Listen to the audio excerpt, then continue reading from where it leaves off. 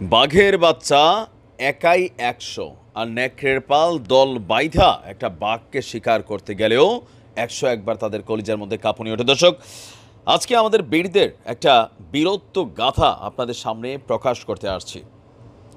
এই মুহূর্তে যে দৃশ্য আমরা গাজাতে দেখছি, এই মুহূর্তে গাজা নিয়ে যেই সকল বক্তব্য সারা বিশ্বজুড়ে আমরা দেখছি, আমেরিকা কিন্তু তা দেখছে না। গতকালকে ওয়াশিংটন থেকে যে নিরাপত্তা সংশ্লিষ্ট যে ডিপার্টমেন্ট আছে, জন কির্বি, সে বলছিল যে ইসরায়েল যা করতেছে তা তাদের আত্মরক্ষার্থে করতেছে, তাদের রাষ্ট্রের নিরাপত্তার খাতিরে করতেছে।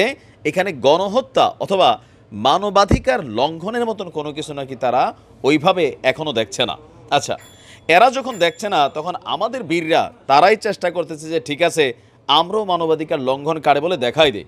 অধিকৃত পশ্চিম তীর এই মুহূর্তে লড়াইটার বড় আকার চলছে গাজাতে, কিন্তু ফিলিস্তিনের দুইটা পার্ট, একটা আছে পশ্চিম তীর আর একটা আছে গাজা।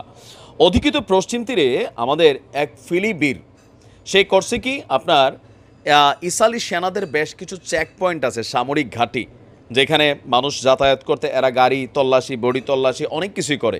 তো এইরকম একটা চৌকির মধ্যে, মানে চৌকি যেটাকে বলা হয়, গাড়ি নিয়ে সরাসরি ঢুইকা ধাপাস করে দুইটারে দিচ্ছে সাফা।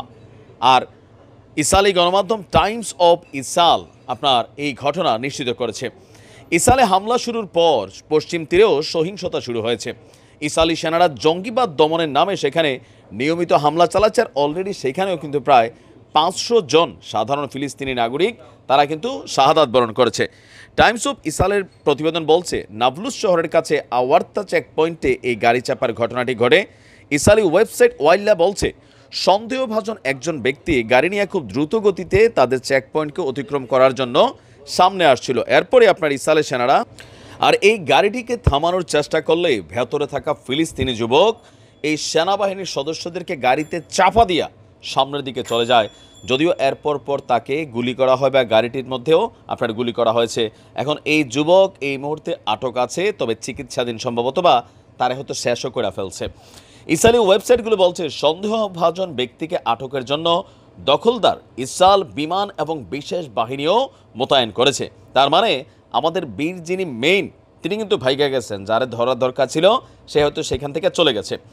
গাজাভিত্তিক ইসলামী আমাদের বীরদের কি বলে যে আন্দোলন, আর পাশাপাশি এই আন্দোলন গুরুত্বপূর্ণ একটা বীরত্বপূর্ণ অভিযান বলে প্রশংসা করেছে আমাদের বীরদের যিনি প্রধান আছেন হানিয়া ভাই। বলা হচ্ছে যে ইসরায়েলি শত্রুরা যে বর্বর গণহত্যা চালাচ্ছে, তার স্বাভাবিক প্রতিক্রিয়ায় হচ্ছে সাধারণ ফিলিস্তিনিদের গাড়ি নিয়ে বের হয়ে প্রকাশ্যে এরকম ওয়ান ম্যান শো দেখানো।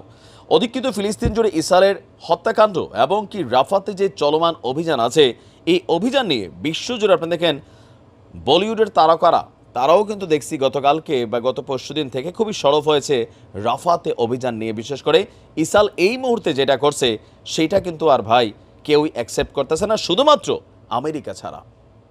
আজকে সাধারণ মানুষ যাদের কাছে মেশিনারিজ নাই, গাড়িটারই মেশিন বানাইয়া ওয়ান ম্যান শো করতে বের হয়ে যাচ্ছে, আর সেখান থেকেই লাপাত্তাও হচ্ছে। তবে এই ব্যক্তির জন্য হয়তো আরও অনেকগুলো মানুষের উপরে বিপদ আপদ আসবে, বাট আমাদের ফিলি ভাইরা তারা যদি একত্রিত হয় তাহলে ইনশাল্লাহ প্রটেস্ট করা সম্ভব হবে, অনেক কিছু ঘটবে। এটা সাময়িক দিয়া আমাদের ওই জায়গাটা দখল করে বিষয়টা যে শেষ হয়ে যাবে তা না, এটা লম্বা চূড়া একটা ইফেক্ট কিন্তু ইসরায়েলকে ভোগ করতে হবে। যার কারণে ইসরায়েলের ভেতরেই মানুষ চাই নিহু সরকারের পতন হোক, কারণ তারা চায় না তাদের রাষ্ট্রটাতে অনিরাপদ বসবাস করতে। বীররা তোমরা এগিয়ে যাও, ইনশাল্লাহ একটা ভালো কিছু হবে।